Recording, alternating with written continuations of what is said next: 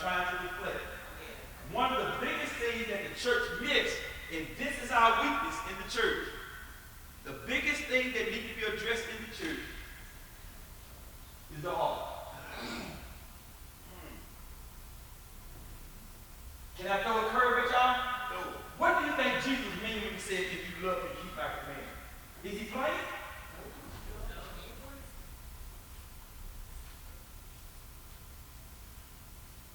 He was just talking, rapping. But he says a true sign of loving me is doing what I ask you to do. Obedience. So what do you think he means by bless those that curse you? Love them anyway. Pray for those that will try to use you, set you up, and follow you. Love those that hate you.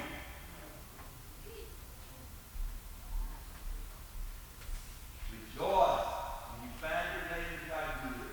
He's supposed to hug you on Sunday morning. But blaspheme you Sunday evening. Get happy. All right. Seems like he's telling us that his image is all about love in everything we do. So, is your attendance on Sunday morning for what I want to get out of him, but showing up because I love him? Not should. That's a personal question you answer in your head. Your showing up, is it for a demonstration of love, or is it because you have a need? Because it can work together. But this is what I need you to understand. God has let us know, according to Deuteronomy 7 in that verse, he said, listen, you can't manipulate me because I already love you. And because I already love you, I'm already going to take care of you. And because I love you, I'm going to protect you. Because I love you, I'm going to provide. Because I love, then listen, I got you covered on every side. So ain't nothing you can do to put me in a trick bag. What you get is because I love you. So if what we offer him cannot be manipulated through our actions, then why can't we just go to neutral? My worship is for real. Somebody doorbell ringing. If it's Jesus at this hour, I don't know if you want to let him in. If you plan on living another 25 years. That's an inside joke saying. It's an inside joke. Yeah, I teach you. Okay, y'all got this out of chapter 7. Watch me. Be ye holy, for I'm holy. You are a peculiar people of a holy priesthood. Old Testament or New Testament? Old Testament or New Testament? Old Testament or New Testament? I'm going to ask this question one more time. Does this come out of the New Testament, true or false? Watch me. I'm helping you to be Bible scholars. Does that come out of the New Testament? Thank you. But this particular thing of being holy, and because God loves us, is Old Testament. God's saying the same thing in the Old, he's saying in the New. Get out of chapter 7, Gary. Thank you very much. Now, let's move to chapter 8. Who read chapter 8? Okay. I guess the impression was we're going to be in 7 all night. Chapter 8 was preached one Sunday morning. And 8 o'clock was so enthused about this sermon. And this looked like 8 o'clock crowd. Now, how much do you remember? Without looking down.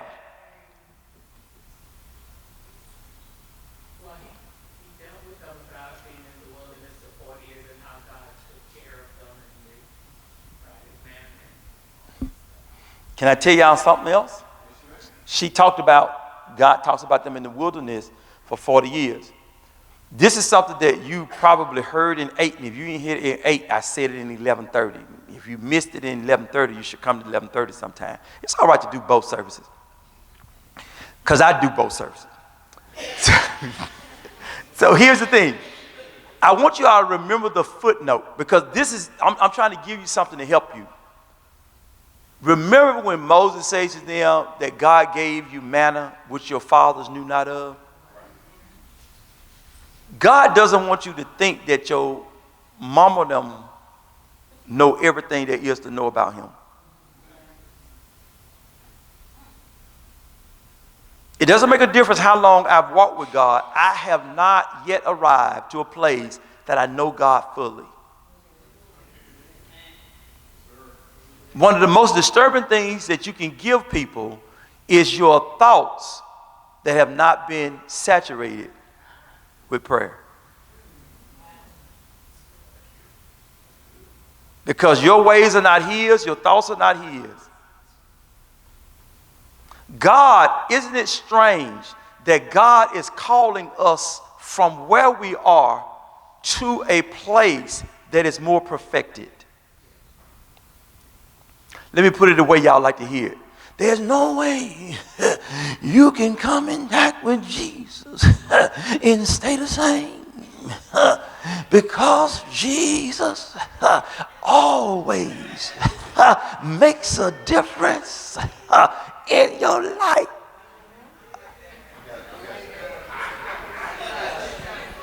Oh, Lord. What I'm saying to you is this: that God holds the prerogative of how he discloses himself to us. None of us, when we came to Jesus, saw him the same way. I came and decided that I would let the church pray for me the first time, because all of my cousins said the revival is in 2 weeks. The first week is prayer service. And everybody that want to be saved went to the mourner's bench for a week. And the church prayed for us. Then the second week, the preacher came and preached to us. And somewhere between Monday and Friday, you had to make up your mind. You're going to live for Jesus. Well, my night came on Thursday. There were 2 people left. And I made up my mind, I shall not be the last one. Saved or not, I'm going up here and I'm giving him my hand. Reverend James Otter was the preacher. Young man, yes sir, you believe Jesus can save? Well, he saved Michael the other night, Vincent the other night, he saved Reginald the other night, Sam the other night. Ain't nobody left but me and him. If he saved them Monday through Wednesday, surely he can save me. I don't know what he's supposed to be doing and what I'm supposed to be feeling like, but yes sir. Y'all don't know it though, but I had to go back several times. Yeah, I had to go back 7 times. But anyway, that's what it looked like. But I'm telling you that God doesn't, the point of that story was that God doesn't disclose himself the same way. What Michael them saw, I didn't see it. Because see, they came up crying and stuff. I just sat there and looked at the pews and said, man, it ain't but 2 folk left. This ain't but 1 more night left. I ain't chancing tomorrow night. So when he get ready to do the invitation, I'm going. You know, I looked at him when they said, come to Jesus. I think I was up there when they say it right now. Right now. I'm here. Okay. Here, don't miss this. He gave you manna that your parents had never experienced. If God would do something one time, God would do something for the first time, are you the kind of person that's open to say, God, you can do it with me? Because here's the thing. It's not about whether we've seen it that way before. Can we be the one that God will reveal himself through? I promise y'all, I'm different than every one of my siblings. I am. But if God can do it for the first time, I'm saying I'm all in. You can do it with me. All right? So that's chapter 8, y'all. Because Moses keep on telling them that how God was going to bless them and he was going to bring them into the land.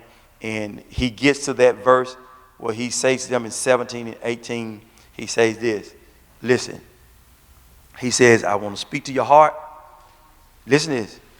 And thou shalt say in thy heart, my power and my might of my hand hath gotten me this wealth. If you're not careful about your success stories, you'll think you did it. God and I talked this morning when I got up and started moving around. And I told God this morning, I said, God, if you don't make it happen, it ain't going to happen.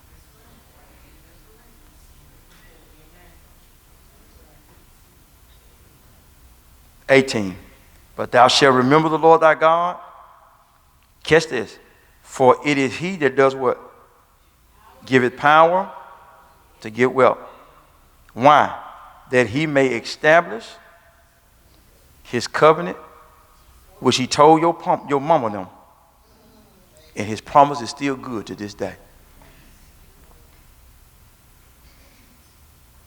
Somebody told me a long time ago, said, boy, you are saved because of your big mama prayers. That worked for me. Just as long as I'm saved. Whether it was mine or big mama's. But if that's true, can I pray for Madison and Kennedy and Xander's salvation? Well, I do. I pray for theirs. Because if my big mama can pray for me and I'm saved, and y'all saying that's true, then I can pray for my grandchildren that they be saved. And I can expect nothing less of God that he will save them. Y'all hear me? So here's what God is saying to us. I want y'all to really catch this scripture now, because in a few weeks I'm going to be talking about how to build wealth. And we're going to be talking from a biblical perception of how to build wealth. I'm not talking about what Dave Ramsey said and Susan Orman. I'm not talking about none of them folk, what they said. But I want you to look into scripture and see how you can begin to accumulate and build wealth. I was talking to somebody the other day, Brother Dennis, that didn't have nothing. Told me they couldn't save nothing. Brother is just not there. I don't have anywhere that I have anything to spare. And we found $5 a week. We found $5 a week. $5 a week times 50 weeks is $250. And if you add 2 more Sundays to it, you got $260. Tell me I wouldn't like to have $260 in a savings account somewhere. Y'all hear me? We found it. And that was just saying, let's start scratching here. Because what we have to do is shift our list of priorities. And when you shift your list of priorities, you'll find out that when God goes up to the top, you can go up. But as long as God is at the bottom, that's where you're going to be. And I'm for real. I'm not going to tell you anything less or more than what I'm doing, and it's working. But it's going to be like this. The scripture says that, but thou shalt remember the Lord thy God, for it is he that giveth you power to get. No work, no pay. No efforts, no results. You can lay back on your back and get on your belly and ask the blind man, you can get on the leper, you can get on your face. But if you ain't got no effort going with your prayers, you just praying. And it's simple stuff that's right here. Because here's the thing. Watch this. It is he that giveth power. It is he that giveth power. You can be saying to yourself, well, I get up and go to work every day. Who gave you the power to get up? So that's where it starts. You can have a check in your hand, but I know a lot of folk that didn't make it to the bank.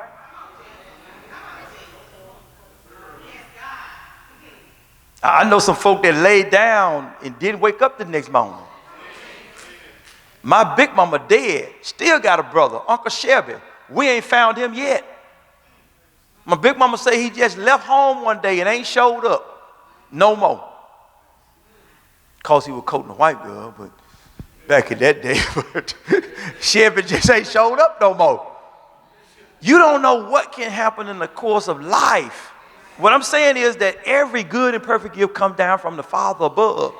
Can I give y'all one component of the power of obtaining wealth or building wealth? You got to change this. And if you don't think that it starts with God, you already on the wrong road. You're already on the wrong road if you don't think it starts with God. It's crazy. I had to get a check, Horton, rewritten. I was cleaning out my truck console. I found checks from November last year. They said, man, I need to be like you. No, you don't need to be forgetful like me. Well, you got money that you ain't got to cash your checks. I don't live paycheck to paycheck no more. I live on this promise. The Lord is my shepherd. In my ignorance, he takes care of me. Because that's what sheep are. They ignorant. That's the other part of the scripture say, he leadeth me. I don't know how to find water. He leadeth me to the water. I don't know whether the grass green or brown, but he takes me to green pastures. Because he is.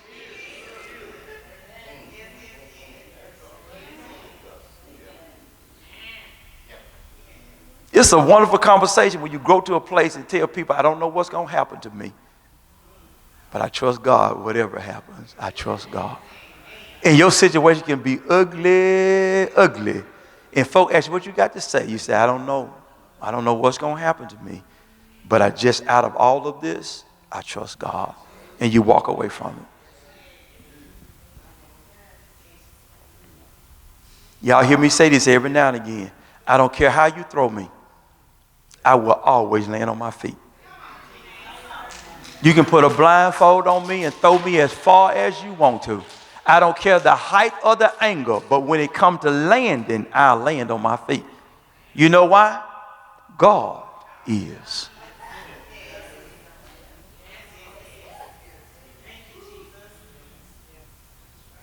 He that dwelleth in the secret place of the Almighty shall abide in his shadows.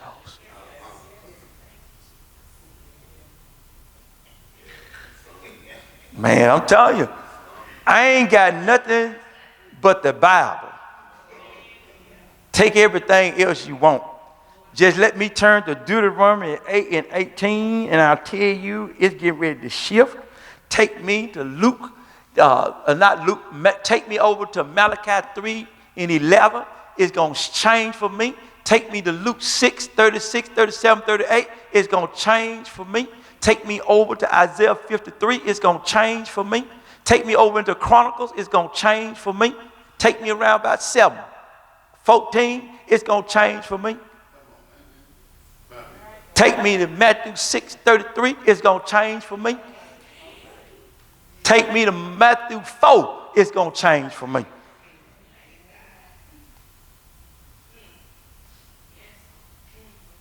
I don't care what predicament you put me in. But if I can just have a moment to get my breath, it's going to change for me. I ain't telling you it's going to be sudden, but I'm telling you it's going to change. I have learned that God's delay is for spectators. God's delay is for all the doubters to get in the room, all the haters to circle, for all of those that don't have faith to be on the sideline. to see what my God gonna do. Y'all don't hear me today. I've learned to wait on him regardless of the crowd, the spectators, or the size of it. It doesn't matter what the naysayers say. I know that God is waiting on a prime time to show himself mighty. He needs folk to see it. I trust that. So I've learned to dismantle the idea that, ooh, they talking about you, so they saying this, so I'm just waiting on God to say this is the right time, where eternity in earthly time has somehow synchronized, and God is saying that it's not winter, summer, fall, or spring, but it's due right now. I'm just waiting on that time, and in my life, I don't care how many folk got powers, I don't care how many political people are there, I don't care who know who, but when God and I stand together, it's just a matter of time before God show you. Where y'all think that scripture come from? He prepared the table before me in the presence. Y'all ain't said that right. You said enemy, but he says enemies. More than one. God got every Negro that doubted, every person that tried to set you up and manipulate you, folk that had a knife and a dagger, and if they didn't have a knife or a dagger, they had their tongue. God is setting it up right there in front of them. And guess what? When God set the table and you ain't a guest, you can't do nothing but watch me eat.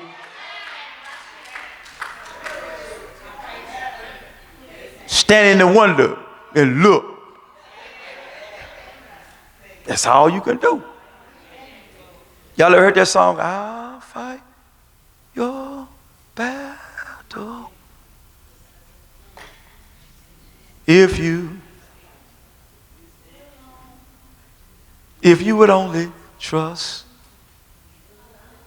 Oh, Pam said, oh, yeah. Y'all sing that song and don't even know it. Now, let's move on. Chapter 9. What y'all got in chapter 9? Come on, we coming out of that. Y'all ain't believe that. Chapter 9, since y'all ain't read, go all the way over to verse number 25, because that's where I'm going to go at. Moses says in chapter 9, 25, I started fasting 40 days ago. I went on my face the first day, and on 40 days, I was still on my face for you. Moses presents himself as an intercessor. And what I need us to understand as a church, that one of the most powerful positions that you can own in church is that of intercessory. It is not on a trustee board, steward board. It's not on a motherboard. But if you ever can grow to a place where you can allow your heart to grow, to say, God, listen, I'm more concerned about other folk because I know you got me. That's the only way you can be concerned about other folk and not be threatened by other folk, is when you know that God got you. You can celebrate other folk. You can go out of your way for other folk because you know that God got you. Some of us have a heart that we feel like, well, if I don't take care of me, if I'm going to take care of me, what role does God has to play? God takes care of me, so now I can give myself away to be a blessing to you. And I want you to know that as long as you're sowing and your heart is right, God won't let your meals run dry, because God got to always provide for his people. I just raised my hand to be a sower.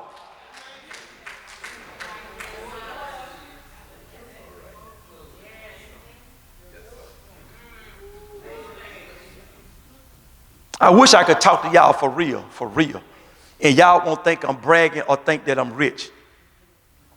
But it's crazy that Jan and I are in a place in these last few weeks.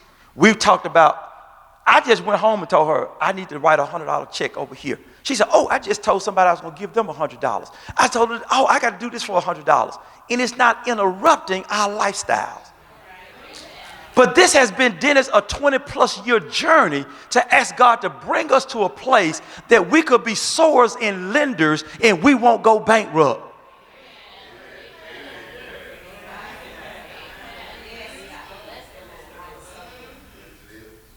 It's been a 20-plus year journey. But to be able, and I was thinking about it this morning, I'm like, man, we done dropped about $400 here recently. But guess what tomorrow is for us? Payday. So what I have sown, God arranges my pay time, and I didn't even think about it was payday tomorrow. But God has arranged my check to fall so that he can refuel my account. I'm just saying, when you're doing stuff and you don't know what you're doing, but you trust in God, mama and them big mama always say, a child and a fool, God will take care of. Well, I'm older than a child.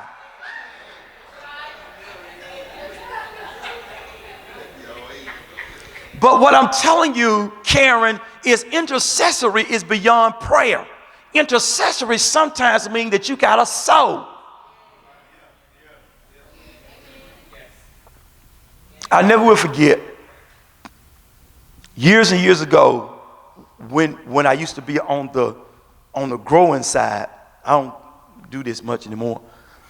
But when we used to go to meetings with Benny Hinn and T.D. Jakes and all these folk, Dr. Leroy Thompson and Eddie Long and all of that. And it's amazing. You were with us, and we would go to these places and you would see the offering appeal saying, for those of you tonight that can do 50,000, we need you to get in line. Those of you can do 20,000, get in line. And these folk look like us that was hopping up in line. And I always sat back with envy and saying, God, I want to be able to, listen to me, I want to be able to write a $5,000 check someday and a $10,000 check someday. And finally one year, I was pastoring Victory then. I wasn't asking God to give me $5,000 for T.D. Jakes then. I wanted $5,000 for where I was serving. See, some of us go down there with Juanita Bottom them and get a prophetess word, and we lose our mind writing check. Then we come in here and tell God, know my heart. He know I ain't got it. Well, you wrote it over there. You had it. Write it over here. Because that's where it's required to come to the house first. Finish my story. And one day, God allowed it to happen. Y'all, it took me 12 months to get that seed together for $5,000. I remember the Sunday morning, Dennis, I sat down to write that check. I wrote that 5. It felt good. I wrote that 0. It felt all right. I wrote that 0, other 0. My mind started thinking, okay, do you really want to write this check? Because if you don't write this check for $5,000, you could fix this over here at the house, and you could go get this over here at the house. The devil started showing me all other kind of options. Y'all thought there was going to be a story like I wrote that check gladly, didn't you? Oh, no. My mind started thinking about all the other things I could do with this $5,000. And boy, when I wrote that last 0 and put that period and had to put them things at the top of it to show that there was no sense, and had to write that word, that's a long word. 5,000 is a long word. But brother, I committed and said, God, you blessed me to get to this place. And you did it. I'm going to tell y'all, I wrote that check and I gave it away.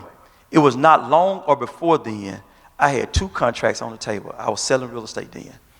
I had a contract to sell and a contract to buy. In one transaction, same buyer and seller. They were selling a house and buying a house. I made $10,000 in one 24-hour transaction. Sometimes you have to sow in for harvest to come. Shoot. I'll shout now on that one, boy. But I'm going to tell you all, that's where I learned to start releasing money without thinking about it twice.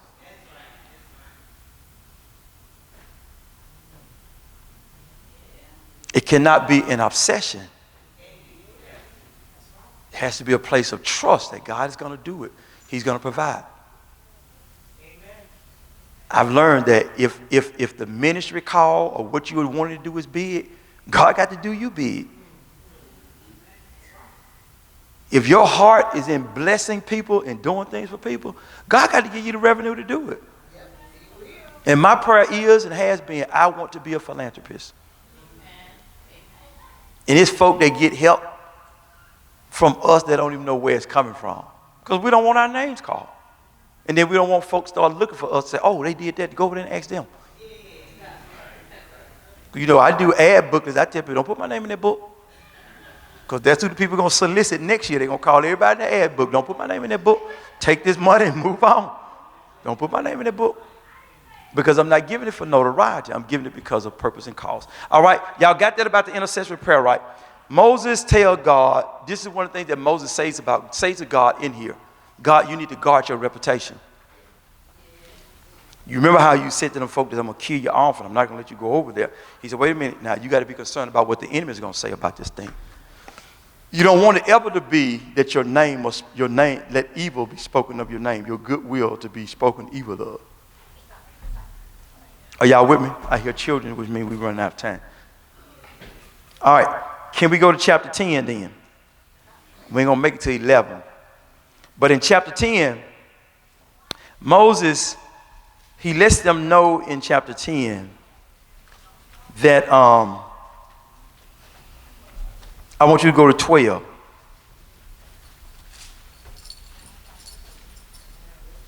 Y'all got it?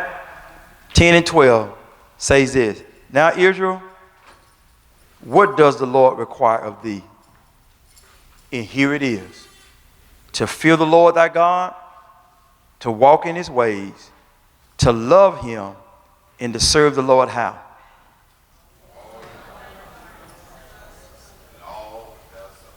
Whatever you do, do it as unto the Lord and not unto man. Whatever you do it as unto the Lord and not unto man. Let me tell y'all this. This is a true story. When I first moved to Alabama, from Alabama to Mississippi, moved from Alabama back to Mississippi. Gary was born in November. I came back in December. Because you have 30 days to move out of parsonages. You know, if I lived in the parsonage, when my appointment changed, I had 30 days to get out. So I had to move back to Mississippi. Came to Mississippi. We didn't buy clothes for Gary. People at the church was like, bought this for the baby, thought about the baby, thought about the baby, thought about the baby. Then they would drop the happies on us. And something happened in that church, and I had to make some decisions. And when I made those decisions, which I felt was in the best interest of the church, the lady came to me and told me, after all I have done for you and your baby, I don't believe. I said, sweetie, I wish you had had this interview in the front and told me that this was about manipulation, because I would have told you, keep it all. Its story doesn't change. The name of the church simply changes. When I first came here, Harmon, it was people that loved my coming until I started making decisions.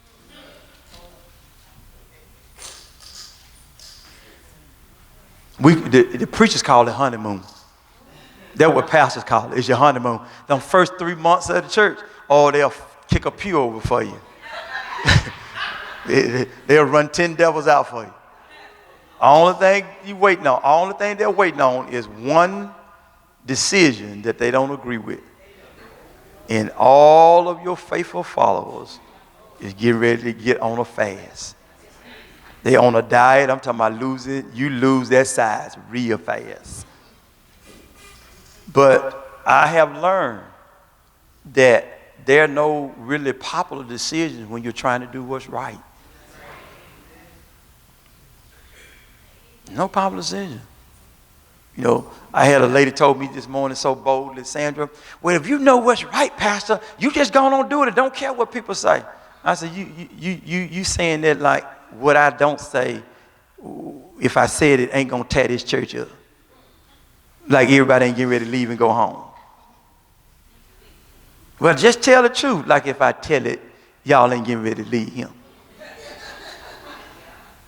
I got to strategize on telling the truth. I can't tell you, child, give me that position, don't you take it no more. Because you ain't did nothing with it in the last 3 or 4 years. Give it here. Take it from me, I'm leaving. 4 years of nothing. And I get it, you gone. It has happened. It has happened. And folk would say, well, you need to go and explain to the church why you made that decision, because I just don't want to, or they don't need to look bad. Ain't no bishop explaining to y'all why they changing our appointments. They just read different names on Sunday morning. So I'm going to explain to the church why we made all of these changes. I ain't getting ready to go do it. Well, what the people going to think? I ain't responsible for what people think. People are responsible for what they think. And this is what I'm going to close out on. Realize that, oh, it ain't even up here no more. I gave $5 this morning. Realize this, that God wants to pull us up from carnality. The image of God and the holiness of God helps us to guard our conversation. It requires us to think differently about people. Everybody in this room, I don't care who you are, you have criminal intent inside of you. But you learn how to choose other.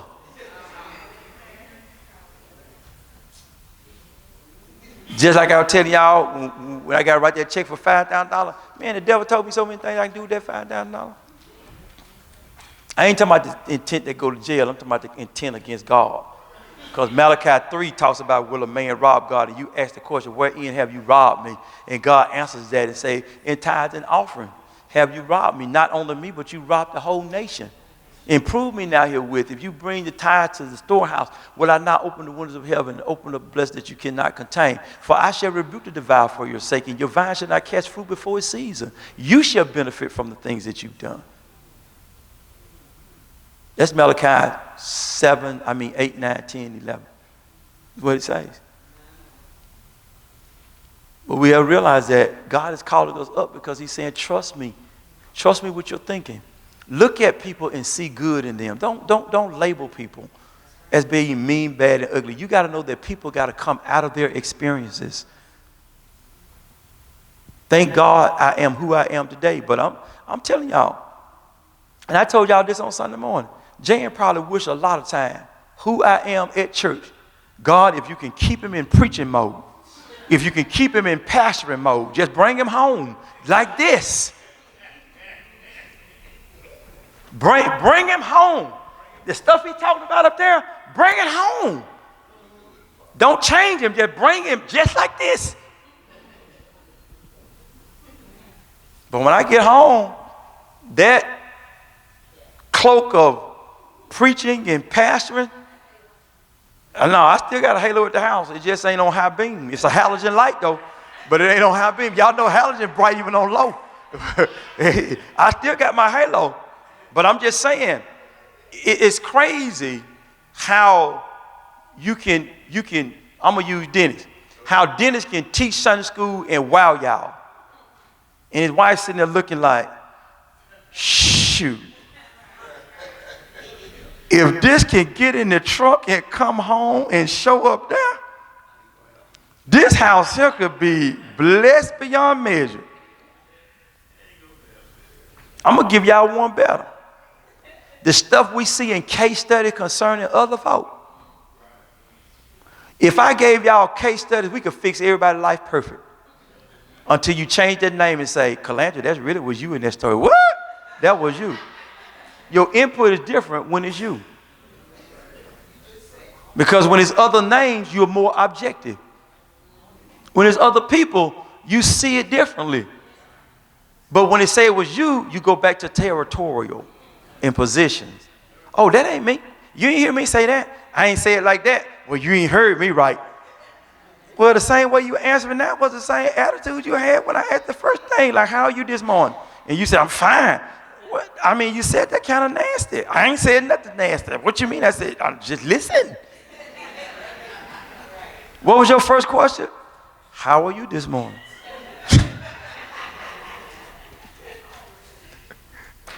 Ain't that amazing, y'all? All right, let's get ready to go. Y'all have given satisfactorily? You pleased with it? I told the church in Louisiana Sunday that $1 in any offering is a lonely offering. According to how God has blessed us, every $1 bill needs to have two friends.